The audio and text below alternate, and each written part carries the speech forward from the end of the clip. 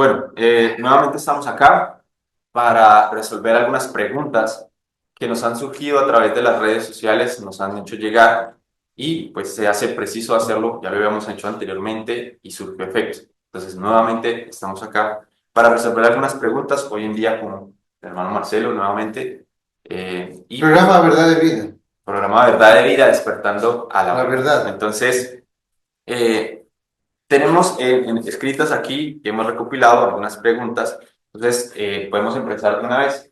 Claro, por las inquietudes, esta es la segunda parte del video que les prometimos, que ha tenido mucha acogida. El primer video que hicimos con respecto a las profecías, cómo se entienden, bueno, y siempre tenemos inquietudes en las redes y es necesario que demos satisfacción a todas esas inquietudes y la mejor manera es haciendo otro estudio, otro video, ¿no? Claro. Para que se eliminen todos conjeturas y vamos a la posición. No digamos que es la última palabra, porque existen muchas personas, muchos predicadores respetablemente que tienen una visión de las cosas. Por lo menos la visión que tenemos nosotros que nos ha traído acá, hacer cosas que van más allá de la fe, que es vivir apartados, vivir en comunidad, ¿no? Claro, claro. Entonces, dentro de estas podemos ver entonces algunas que dicen de cómo no ser presa de las emociones y vemos que estas emociones están ligadas a lo que nos puedan decir dentro de las iglesias o que nosotros tomamos como señales, unas señales que se generalizan y podemos entonces observar esto en las iglesias. Entonces, es como no caer en estas señales. Sí, primeramente para la hermana que nos manda esta pregunta, habíamos preparado algo. Primero hay que entender que nosotros somos el pueblo de la restauración, no somos ya una iglesia, ni siquiera una keilá sabática, ¿no? Somos una comunidad que está conviviendo y que tiene ese proyecto porque estamos a 7 años de la tribulación. Entonces, debemos de entender que si es profético, es bíblico, las señales, las experiencias, porque si no, no estuviéramos aquí. ¿Por qué se dice en Joel 2 que en los postreros días, o sea, en estos tiempos que son los últimos, vuestros hijos, vuestras hijas van a profetizar, a soñar sueños y ver visiones? O sea, ¿qué está diciendo el Eterno a través de Joel? Hace 2750 años, un poquito más, está diciendo que al final de los días iba a haber personas que para poder restaurar el pueblo iban a tener experiencias. Pero ¿cómo se tomó esta palabra en todo este tiempo que hubo manifestaciones verdaderas en algunas partes en el tiempo del cristianismo, por ejemplo? Desde el siglo I que se creó el cristianismo hasta la actualidad que sigue vigente el cristianismo. Entonces, nosotros, ¿qué es lo que vemos ahí? Vemos que ellos se quedaron con la señal, pero no se fueron con la base que es para qué sirven esas señales. Ujú. Bueno, dones de sanidades y todo Eso le iba a preguntar, existen. ¿qué podemos llamar como señales? ¿A qué podemos llevar? Pablo lo dice en Corintios. Dice que cuando uno es un poco niño o incrédulo, busca señales. Vuelta, cuando alguien está tomando este camino en su dimensión real, busca profecía. Ok. ¿No? Ujú. Entonces, las señales es con lo que tal vez el Eterno nos ha despertado a todos. Nadie puede decir que no hemos venido, por ejemplo, a este lugar. Este lugar fue confirmado con señales. Con señales. A cada una, somos algunas personas. Entonces, tú puedes empezar a descartar que por la Torah, existe una manera por la Torah que uno puede dilucidar si una señal es del Eterno. Porque dice Isaías 8:20, dice, todo a la ley y al testimonio. Así no Si le no, sí, no es una palabra del Eterno. claro. Entonces, tenemos primero ese patrón bíblico, ¿no? O sea, es algo que no puedo venir yo y decirte, ayer soñé que tenemos que salir corriendo. Eh, No, porque ya no está, ok, ok. porque O en sea que Ezequiel 20 está. podemos decir entonces que ya una vez que pasamos el tema de esas señales, pasamos entonces a las profecías. O sea que hoy en día Claro, nosotros es que, ¿en qué estamos? viviendo profecía. Viviendo profecías, ¿no? Claro, Ok. es que muchas señales, en el cristianismo es entendible que haya señales, porque el cristianismo es donde está que hierve Efraín ahí, preparándose y estando, ¿cómo les digo?, en tibieza para poder salir algún rato a este camino. Entonces, viene la emoción, ¿no? O sea, el Eterno está tratando de una manera maravillosa. ¿Por qué? Porque está sacando un pueblo de diferentes lugares a los 2700 años. Entonces, está usando eso y hasta ahí la religión es uno de los escalones. Pero ya cuando tú estás metido, ya comprendiste el camino, entonces tú no vas a esperar señales. ¿Por qué? Porque empieza a actuar algo que se llama, por ejemplo, que Gilot, que se llama el efecto Forer, Ok. que vos habías preparado un video Y no sé si lo para, podemos pasar. para poderlo entender, ¿no? Claro. Porque es lo que pasa, que cuando tú empiezas a manejar una comunidad solo con señales que a las 3 de la mañana me habló el Eterno, que iba a ser una enseñanza, pero me cambió a esta, entonces vemos que vamos a la lógica. Tú estás relacionándote con un grupo de 30 a 40 personas, no tienes quien más te vea en redes, ¿no? Entonces, ¿cómo puede el Eterno cambiarte a ti solito el mensaje para que 30 personas sean edificadas y no el resto? Ujú. Claro. Entonces, y además se contradice a la palabra que dice que solo hay que obedecer más que seguir señales. Está escrito que tú tenías que salir, por ejemplo.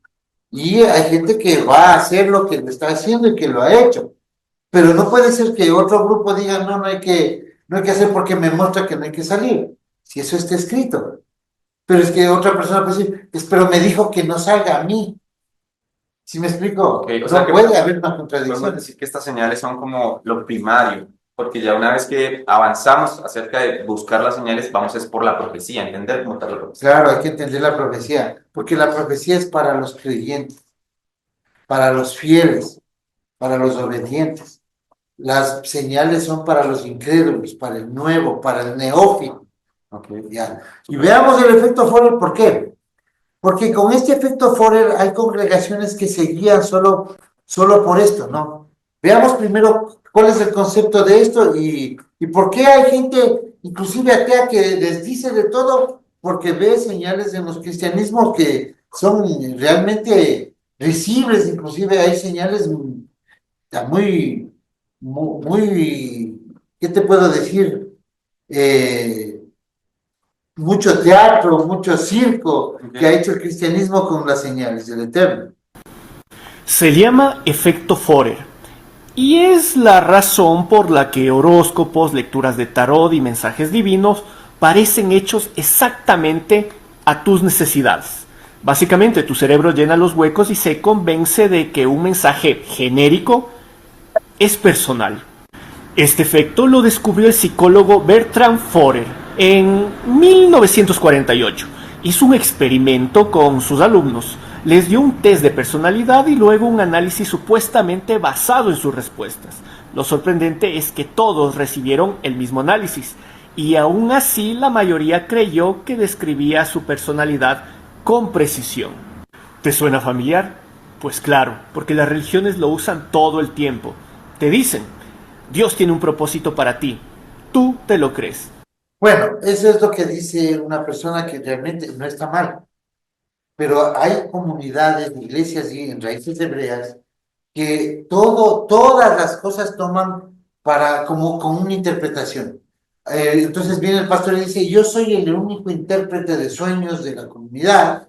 Entonces comienza una suerte de adivinación, ¿no? Y empieza a mover a un poco de gente, un montón de gente. Inclusive yo he visto casos que hacen separar familias Por medio de estas por manifestaciones. estas manifestaciones. Es como el horóscopo. Miremos esto para poder comprender. Miremos esto qué es lo que sucede con el horóscopo, por ejemplo, que es en lo que se basó Forer Por para hacer estas estadísticas, pues son datos estadísticos. A todos les empieza a calzar todo. Por ejemplo, yo soy Leo, por decir, en el horóscopo, ¿no? Y te queda, sí me queda, ¿sabes? Sí, igualito, eso va a pasar. Entonces, eso se llama el efecto Forer. ¿Leíste tu horóscopo y pensaste que te describe muy bien? Este psicólogo hizo un experimento para demostrar por qué, y nosotros salimos a ponerlo a prueba. Se llama el efecto Forer. En 1948, el psicólogo Bertram Forer le hizo a sus alumnos un test de personalidad. Prometió analizarlos y regresarle los resultados personalizados. Para esto, Forer escribió varias frases que encontró en un libro de astrología y otros test de personalidad. La siguiente clase le dio las mismas frases como resultado a todos sus estudiantes y les pidió que las calificaran del 0 al 5 para ver qué tan precisas eran de acuerdo con su personalidad. En promedio las calificaron con 4.26, o sea que la mayoría de los alumnos pensaban que los resultados, que eran los mismos para todos, eran muy precisos con su personalidad. ¿Por qué pasó esto? Lo que hizo Forer fue darle a sus alumnos frases vagas, universales y de validación personal, como, aunque tienes algunas debilidades, generalmente eres capaz de compensarlas. Aunque hay algunas debilidades en tu personalidad, generalmente eres capaz de compensarlas. Sí, me identifico. Sí, yo creo que 4.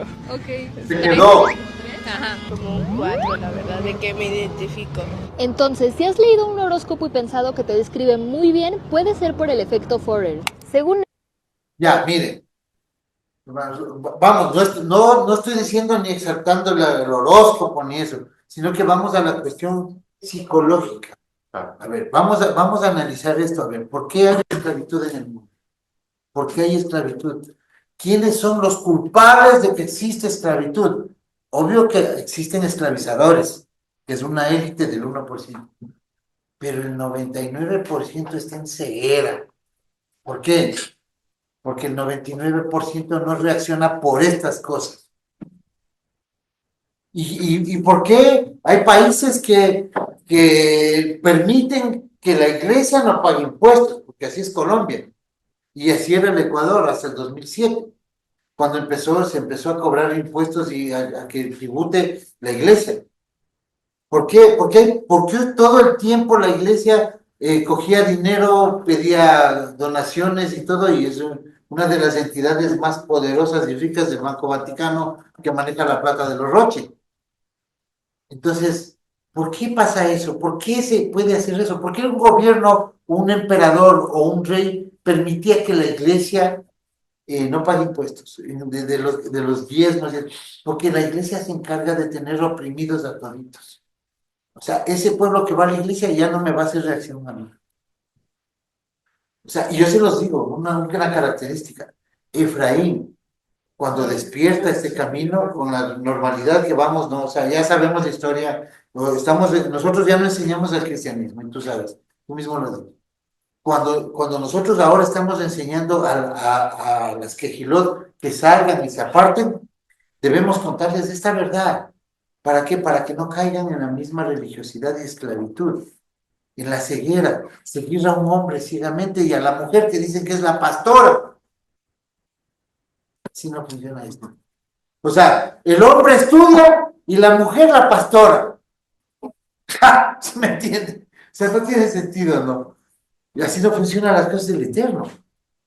Existen personas hermanas que saben bastante y ustedes, el nivel de ustedes es alto, que pueden enseñar, pero no les convierte en la pastora por ser la esposa del pastor. Entonces, ¿cómo se logra esto? A través de este manejo de la mente, ¿no? Somos un grupo, por decir, de 20, 30.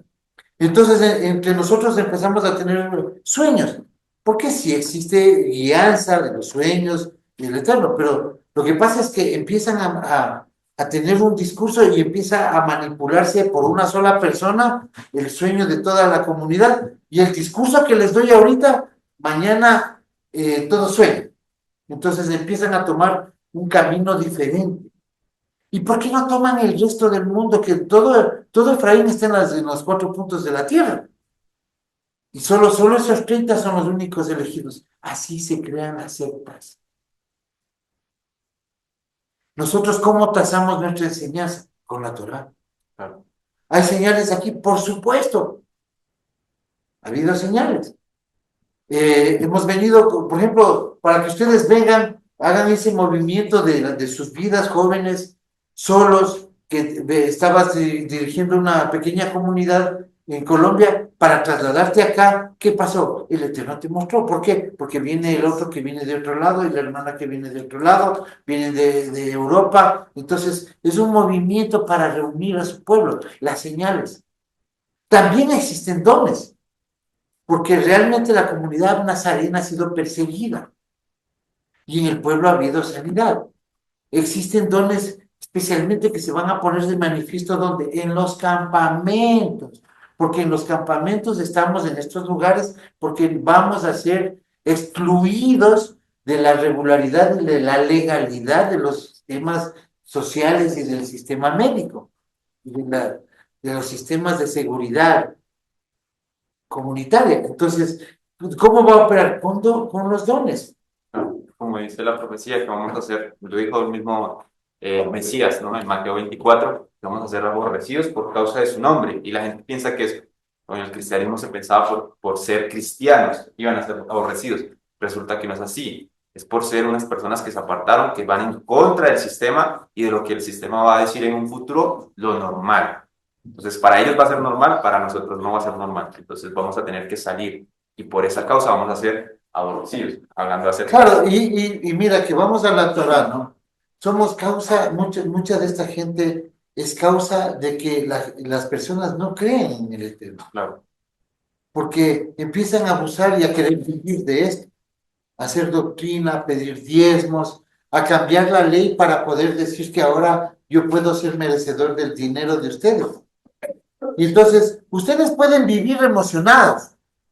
Pueden vivir que ya vamos, que sí, que adelante, o como en el cristianismo, no saben ni hasta cuándo sigue el fin, pero están va, y diezma, y sigue, fallece el hermano y sigue el otro, y cuando viene, no sabemos cuándo vendrá nuestro rey. Vuelta, ¿ustedes por qué están aquí? Porque tenemos fecha y hora de la venida del cielo.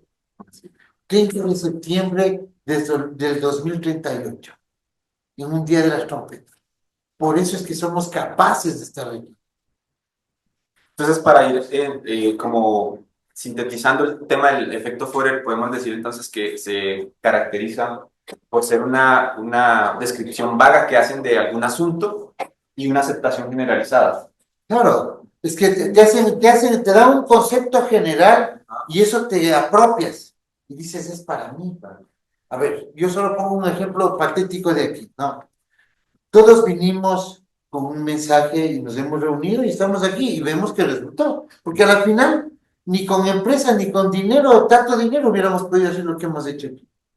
Tener una comunidad muy establecida. No nos podemos mover por profecías locales actuales. O sea, una profecía de hoy no puede cambiar algo que esté escrito en la Biblia. Algo que esté en la Biblia no se puede modificar en el contexto real, ¿no? Pero no puedo decir, es que me dice que ya no, porque dice Yahweh, dice Malaquías 3, dice, yo Yahweh no cambio. También en el libro de Números se le profetiza por medio de la boca de Balaam, Okay, sí. y viene y le da una respuesta a que le mandó a maldecir y le dice, ¿cómo puedo maldecir? ¿Acaso lo que dice el Eterno yo puedo cambiar? No se puede cambiar lo que está dicho. O sea, esta es una historia ya contada. No debemos alejarnos de las señales. ¿Cuál es nuestra sugerencia para los hermanos?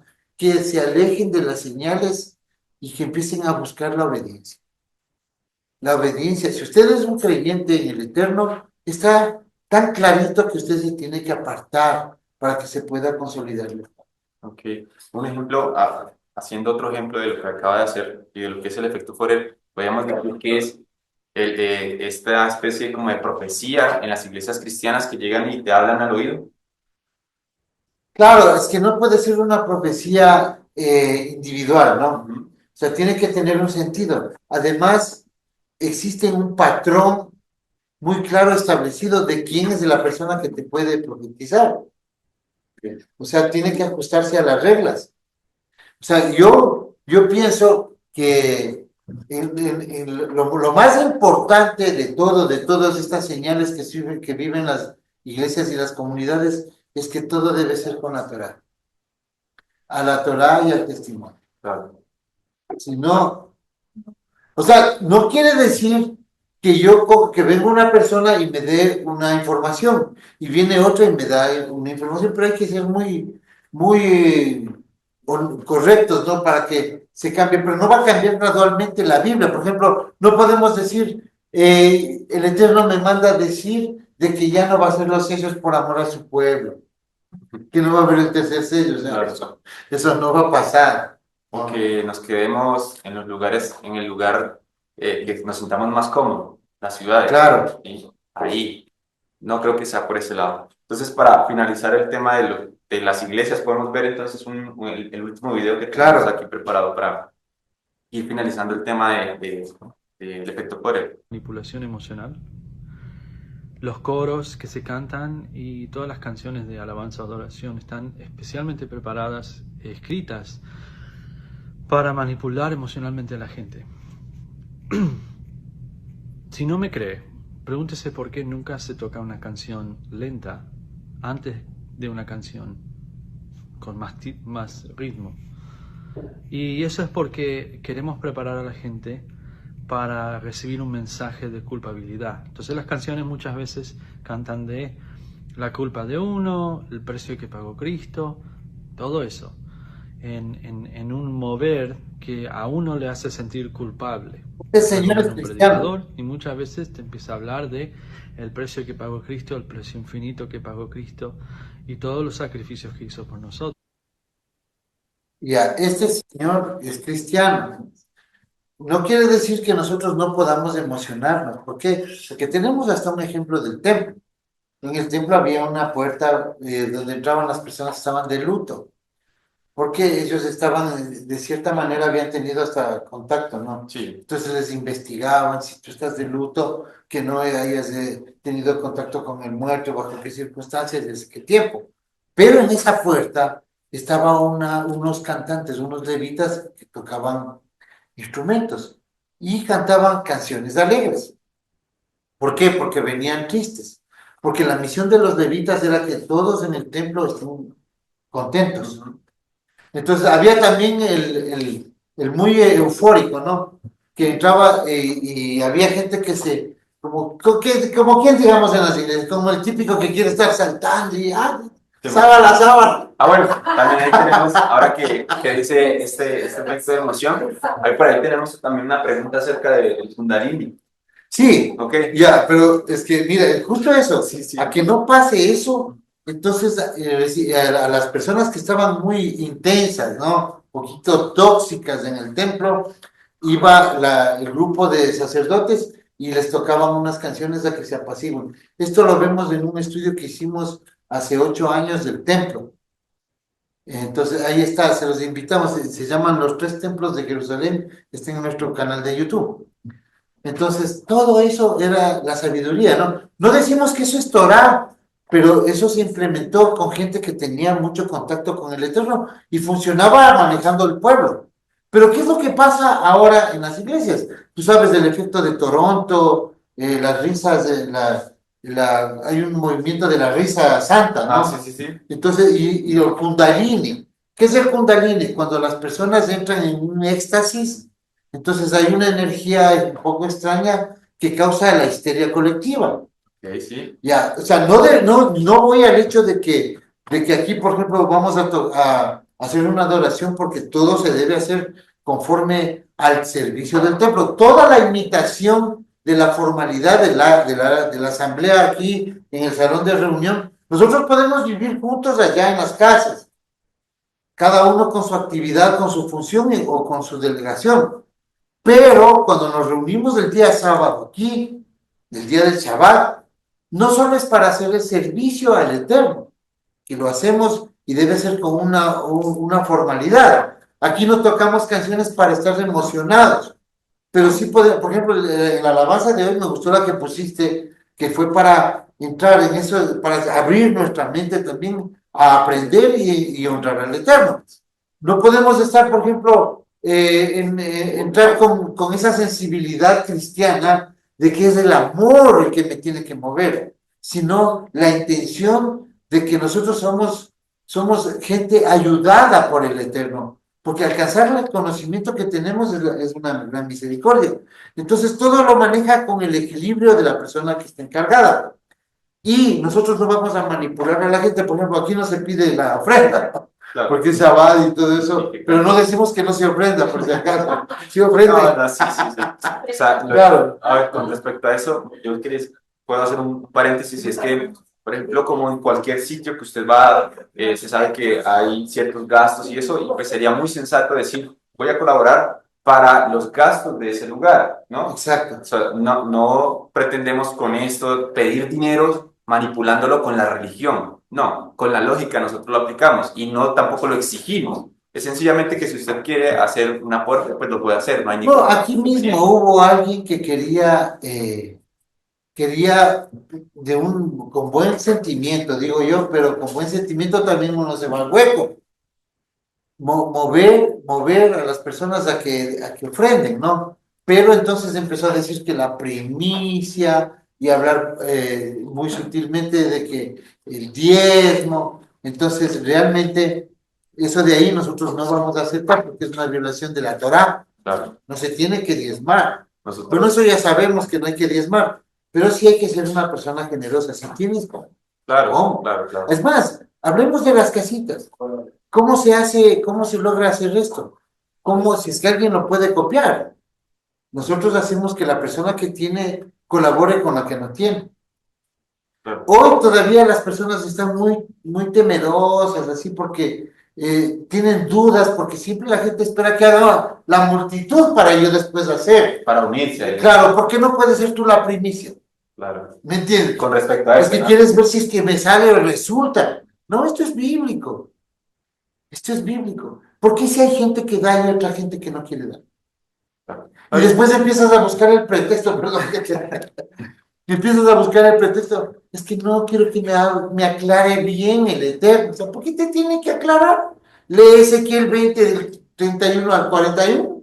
Está Ahora, clarito. ahora, hermano, por ejemplo, si nosotros somos lectores de la Torá, vemos que la Torá es así. El que tenía más ayudaba al que tenía menos o al que no tenía. Eso era la Torá, ¿sí? Entonces, por eso vemos el tema de los diezmos y eso. Pero básicamente es eso. Si está alguien que no posee, el que posee ayuda. Es que la Torah no es igualdad, y eso hay que aclarar, porque son reglas, ¿no es cierto? Nosotros tenemos una constitución, la que nos mueve, una constitución dada por ángeles en el monte Sinaí. Ha durado 3000 años y la gente ha querido hacer religión de eso y no es religión. Eso es una manera, un estilo de vida que tenemos. Entonces, ¿qué dice ahí con respecto a esto? Dice que el pueblo del Eterno debe haber equidad, debe haber misericordia y debe haber verdad y juicio, ¿no? ¿Qué quiere decir esto? ¿Qué es la Torah? Son reglas para seres humanos con todas las debilidades y falencias que tenemos. La Torah te puede cambiar tu manera de vivir, por supuesto, pero no necesito darte un consejo motivacional para que tú cambies. Solo te enseño al Eterno que es verdadero y tú vas a aceptar la Torah. Y eso es lo que nos ha pasado a todos. Porque inclusive, por ejemplo, vienen hermanos del catolicismo, o que no son nada. No necesariamente tiene que venir del cristianismo, es más, cuando vienes de una iglesia cristiana es bien difícil lidiar para sacar eso que está enquistado, ¿no? Es esa la emoción. Todo tengo que soñar, todo tiene que mostrarme, si no, no muevo. No, aquí nos mueve la obediencia. La obediencia, claro. Claro. Claro, la emuná. Algo muy resumido de la emuná podemos entender como el oír con obediencia. Eso es la emuná. Vemos que Abraham dice que tuvo, ¿qué? Emuná, tuvo fe. ¿Qué fue lo que él hizo? Escuchó la voz del Eterno, le dijo, sal de tu parentela, y él sencillamente obedeció. Eso es emuná. Claro. Listo, hermanos. Entonces, ya para finalizar, como tal, aquí tengo otra pregunta y es, ¿cómo es un matrimonio actualmente y culturalmente según la Torá? Ya, según la Torá y las leyes naturales del ser humano, como vemos en las escrituras y como ha sido siempre, desde que existe el hombre y luego el Eterno con Adán, lo certifica. Una unión sexual implica un matrimonio, Eso ya es... absolutamente. Que hoy día tenemos, por ejemplo, no somos parte de las personas de afuera, ¿no es cierto?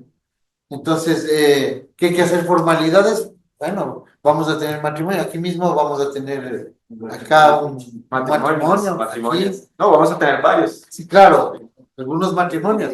Ya. Entonces, por qué hacemos algo solemne? Porque socialmente eso es aceptable, ¿no? Eso es aceptable en una comunidad. Somos entes sociales y no todos son israelitas. Entonces hay personas que quieren presentar a su familia, hermanos, y van a hacer una ceremonia muy sencilla, no tradicional, no con culturas ni con parafernalia que no nos corresponde, pero de una manera muy formal para que solo les damos una bendición como hermanos, una bendición sacerdotal, digamos que el Eterno la tome o presentamos a estos hermanos a la comunidad y se consolida socialmente esa unión. Ya, Ok. obviamente nosotros ¿qué recomendamos? Como estamos todavía afuera y adentro, para todos, por temas sociales, legales, por seguridad del gobierno y todo, entonces nosotros les decimos, hay que ir al registro civil, Ujú. que es una formalidad que es de elección de la persona, pero nuestro consejo es hacerlo. Pero un matrimonio se consolida en la intimidad. Ok. Normalmente en la Torah es así. En la Torah no te dice que tienes que ir a firmar algo. En la Torah se inscriben en el templo los niños, eso era una formalidad para ver las genealogías y para cuidar del linaje, ¿no? Ok. Entonces se escribía los nombres de los varones, Los registros. claro, los registros, Ok, ok. por las heredades, porque Israel funciona y va a funcionar de esta manera. La economía de Israel se centra en las genealogías, en las familias. La familia, por ejemplo, tú eres cabeza de familia, eres un primogénito, ¿no? Ujú. Estás viviendo en la tierra de Israel no te va a costar nada porque vas a entrar porque el Eterno prometió esa tierra a Abraham. Entonces, después del 2038 se va a organizar allá un país y ese país va a ser, lo van a habitar personas, no tú porque tú irías entre la gente que va a ser transformada, pero la gente que entre las naciones o que se vea que el Mesías diga, ustedes son israelitas, tengan una tribu, hay repartición por las tribus y también hay espacio para los gentiles. Esa tierra es la prestada, la donada por el Eterno. Solo de esa tierra tienes que dar diezmo. El Eterno nunca cobra un diezmo de las tierras que no son la que él regaló. Pero ¿qué va a pasar con el resto del mundo? El resto del mundo son naciones como una colonia, ¿no? Entonces, naciones que van a dar tributo. ¿Por qué? Porque ese lugar, Israel, está gobernando al mundo de una manera justa y han propagado esta ley. Entonces todo el mundo va a llevar tributo. Los 144,000 van a ser dirigentes en todas esas colonias. Ellos van a ser los reyes, digamos así, príncipes en esos lugares, los que van a administrar justicia. En el sistema de la Biblia, en el sistema político de la Biblia, existe el modelo monárquico, porque la monarquía es el mejor sistema de gobierno, pero no funciona hoy. ¿Por qué? Porque la gente es corrupta. No hay justicia. Ay, pues, Yo respeto a lo de que si lo registrábamos o no, también era por el tema del servicio en el templo también.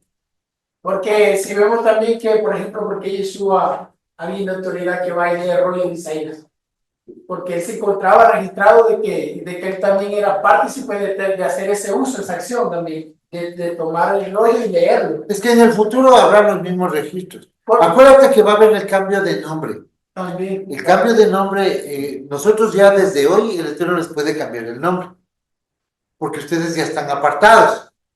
Entonces, es un lugar donde ya no gobierna Faraón. ¿Dónde recibieron su nombre? En Egipto, ¿no es cierto? Entonces, Yeshua dice, te voy a dar un nombre en una piedra blanca, un nombre nuevo y una tribu.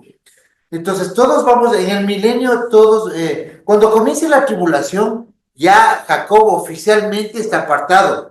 Todos van a tener un nuevo nombre. No te asustes. No se va a llamar Hamilton. No, es que es así. ¿Por qué? Porque el nombre que se te dio no es tu nombre personal, es tu nombre empresarial. Código. Porque eres un código para el sistema. Tu nombre es Números. un nombre de sistema. Claro. Es un nombre que representa un número.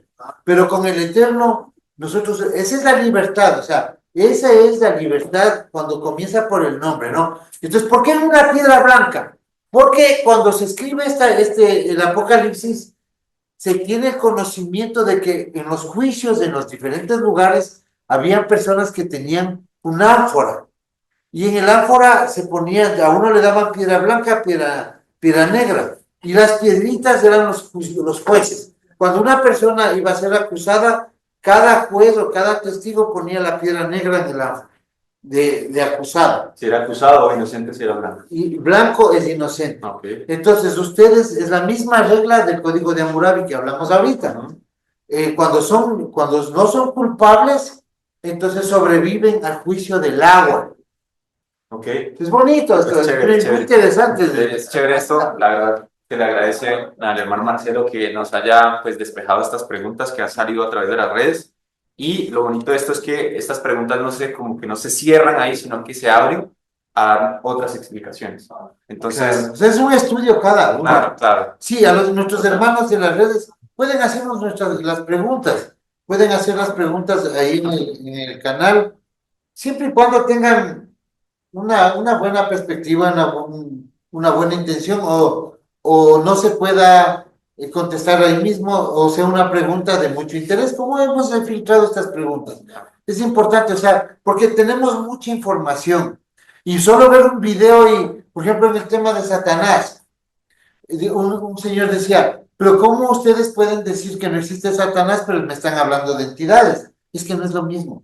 Claro, no es lo mismo. Claro, la palabra Satanás es un oponente, es un opuesto. O sea, es una palabra, es un adjetivo, no un sustantivo. No existe Satanás, no existe el diablo. No, también que el religioso lo toma o sea, por el lado de que es un ente que está en contra de su propósito cristiano, por así decirlo. Claro, y más que todo es un personaje que casi está a punto de vencer al Eterno. Claro, O sea, el Eterno está con miedo de Satanás. O sea, eso es lo que vemos cuando una persona en las iglesias cristianas se predica al diablo. Entonces es la doctrina del miedo. El miedo. Con el miedo es que el diablo me va a ir bien porque si no, el diablo, o caminan el diablo, Dios. Claro. Y así no es. No existen entidades. ¿Qué es el oponente, Gabriel? ¿Cuál es el oponente de nosotros? El oponente son los más ricos del planeta.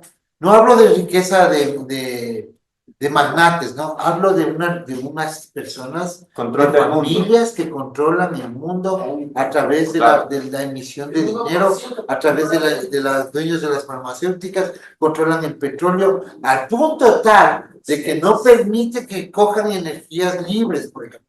O no se propague la sanidad del cáncer que existe desde los años 30. Esto sería muy bueno sacarlo entonces en otro programa. Claro. Sí, pues ya con esta podemos entonces concluir. Ya con esta me despido. Así es. Entonces, agradecerle a usted, mi hermano, y saludos a todos para una próxima ocasión.